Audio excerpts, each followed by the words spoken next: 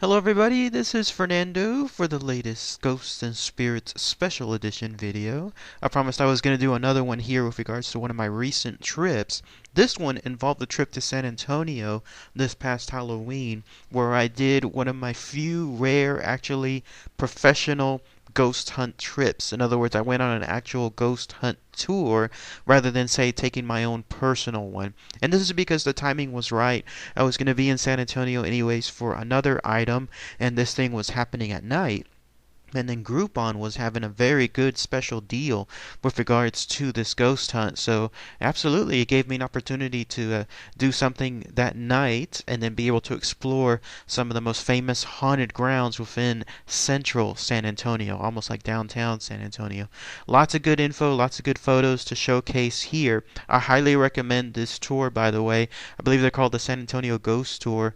If you go there through Groupon, they'll periodically have their own specials as well. I think they sell them individually and then also in pairs, where if you get them in pairs, then you get even better discounts too. A little caveat though with regards to the tour. Now, I was wondering how they're going to do this. It's not, in essence, like a tour where you stop at places and go inside those places. Rather, it's a walking tour. So all you're going to be doing is just visiting the outside of places rather than going in. I was wondering how they were going to do that because this thing was going to be maybe about a little over an hour or so.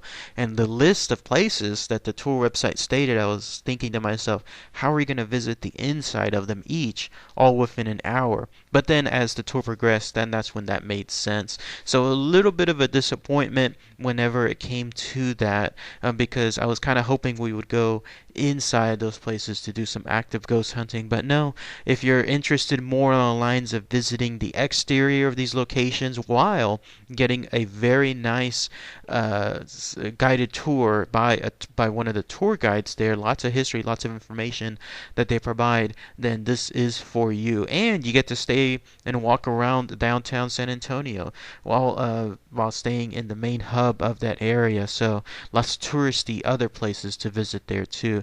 So let's go ahead. I've already started the pictures here with regards to the San Antonio Ghost Tour. It started off first with the main location where we all met up being the Alamo, and that's where the tour guide, I believe his name is Brandon if I'm not mistaken, he was able to go over a lot of good information related to the Alamo.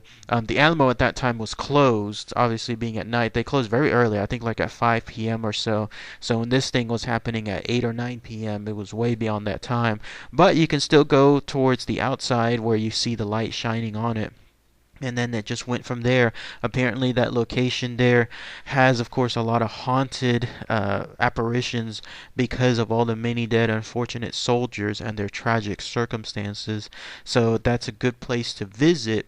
Unfortunately, though, it's always crowded, always crowded. I think it still remains the number one tourist destination within all of Texas. So your chances of getting something in terms of solitary time to investigate the Alamo, at least the outside of it, is pretty much nil. I'm guessing you have to go towards midnight to 3 a.m. type stuff in order for you to get some good quality alone time. And then we went to the next best location, which is also considered one of the most haunted places in all of Texas, and that's the Menger Hotel. This is the hotel where if you go there and you spend the night at that location, then you have a very good chance, the way the tour guide was stating, a good chance of meeting ghosts, because there's about 14 or so different known entities that haunt that location. This was the first place that gave me the indication that we weren't going to go inside, because all we did was stand outside the lobby door. Everything was still inside. Like, I saw people walking around, guests, hotel guests, and then hotel workers as well. But no, and the way he was stating was they used to be able to go inside, but obviously with the hotel guests, I guess, being disturbed by all the tourists, all the ghost hunting tourists there, that the hotel decided for the convenience of their guests that they were no longer going to allow these ghost hunting companies to go inside, not unless there's like a pre-arranged type agreement. And they do have those periodically. He stated that the hotel every now and then will hold actual ghost hunts within the hotel itself, and they come as prepackaged type deals, more expensive stuff that involves several hours within the hotel. But he gave some good history regarding the Menger Hotel. He was stating that it's apparently haunted by a past president as well, some past governors.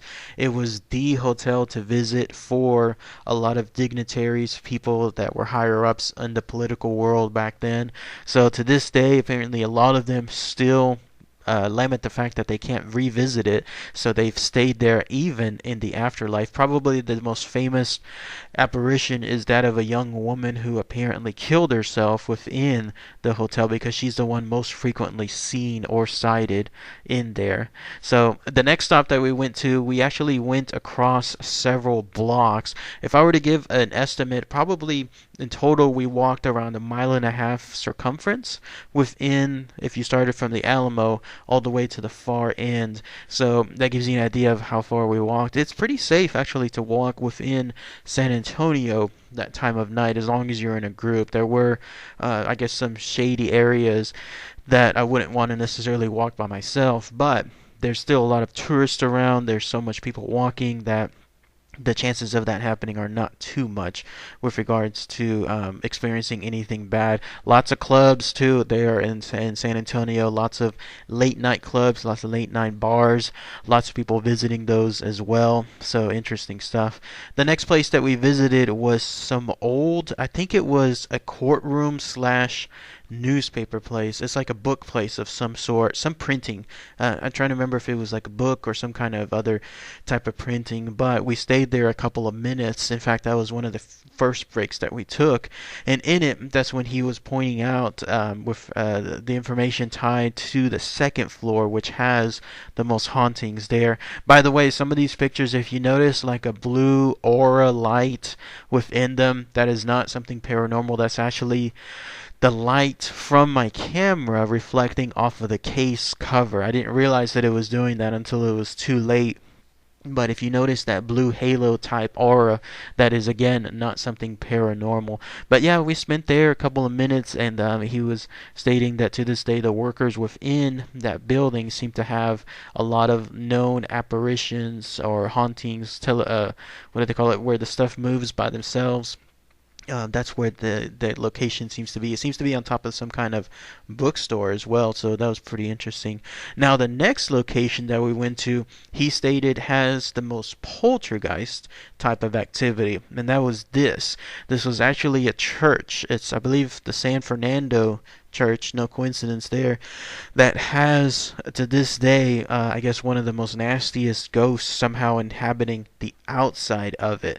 Now, you can go into the church when it's open, but clearly in this case it was closed. So we just went around, in this case, towards the corner.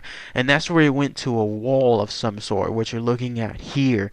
This wall, if you go towards the corner, then you'll see this. You'll see that face that's associated with that wall.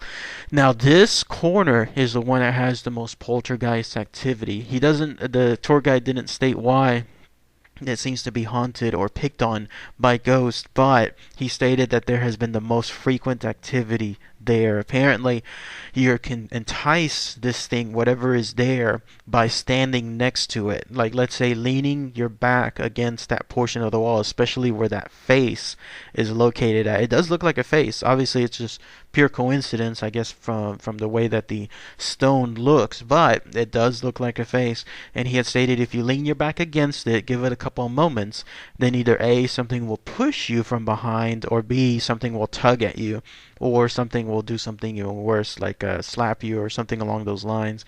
He has stated that one of the past tour guides within that company had the unfortunate circumstance of this thing, whatever it was, actually following her back home, and so she quit thereafter because of it. And so he said no guarantees. If anybody wants to, I guess, lean against the wall, touch it, do anything with regards to something to entice it, then go right ahead, but no guarantees if something follows you home. He also stated that that same tour guide knew that something was wrong because as she was driving home, that's when she heard like something moving within the back seat of her car, and she was clearly the only one within that car. And so pretty scary stuff. I myself, I don't touch that stuff. Like, I don't go near it.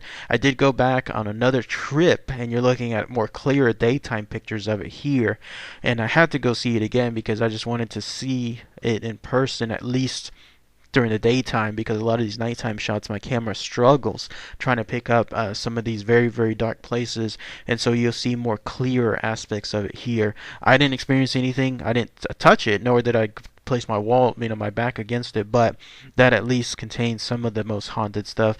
And then another portion of that wall, but on the other side of the church you're looking at here, he says also has some weird circumstances, usually orbs or some kind of strange mists that come out of that window. And I think I did catch something, because you're looking at two pictures of them side by side here.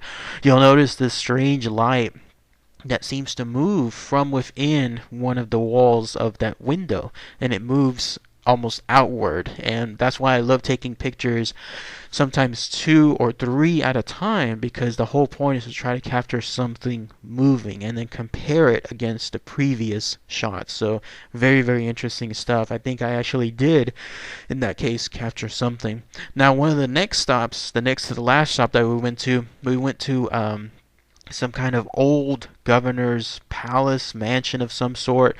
This place here was a place that, we couldn't go in, but he stated still experiences a lot of paranormal activity on the inside. Apparently, somebody is there that used to work there, that still, even the afterlife, visits and haunts that location. He said, though, that you can peer through the windows, and sometimes people do catch something. So that's why you're looking at pictures of, in this case, the inside of those locations. And he said the best way that seems to annoy one of the ghosts is to rap on the window. Just knock on it.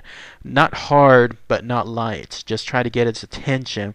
And so I did that, and I think I actually did capture something manifesting within the hallway of one of the windows. So you'll kind of see that there's a slow progression between these 3 photos.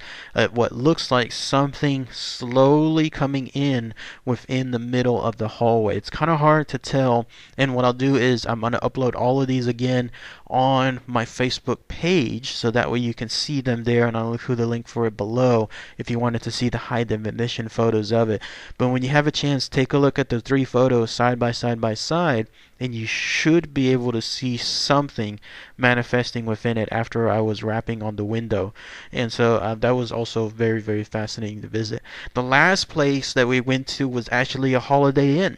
And you're looking at it here. If you can believe it, this place actually used to be a prison with executions. I think there was at least one or multiple. I can't remember what he stated, but it was a prison, and now it's a hotel. I can't believe that. Like, imagine if you were staying at your own favorite hotel, and then somebody blurted out, "Oh yeah, this used to be a prison." How would you feel after that fact? But yes, he was stating that yes, this was a prison that was used for a good while, contained one of the most infamous, I guess, executions within Texas, having to do with a mentally disabled man, I guess, who was killed within that location. But yes, people still report lots of hauntings there, stuff being thrown within the rooms, people experiencing apparitions, noises as well within the hallways, obviously, like people sensing that someone is watching them when nobody is there. What was interesting is he was mentioning all of this while guests of the hotel were pulling in to the parkway. So I wonder if the hotel there, that Holiday Inn, is excited, not too excited in this case, of having these tour guides come across while their guests are coming in and going through all this history. So, but yes, that's all the information tied to my San Antonio ghost tour. Again, one of the few rare occasions where I go on one of these actual private tours rather than, say, do my own as well. Has anybody gone to these locations in particular in San Antonio? Anyone experienced anything? Please post those comments below. That would be very, very good to hear. And again, check out the photos, all of them that I took there on my link below. You'll be able to see them in all of their glory. So, alright everybody, thanks again as always. Take care.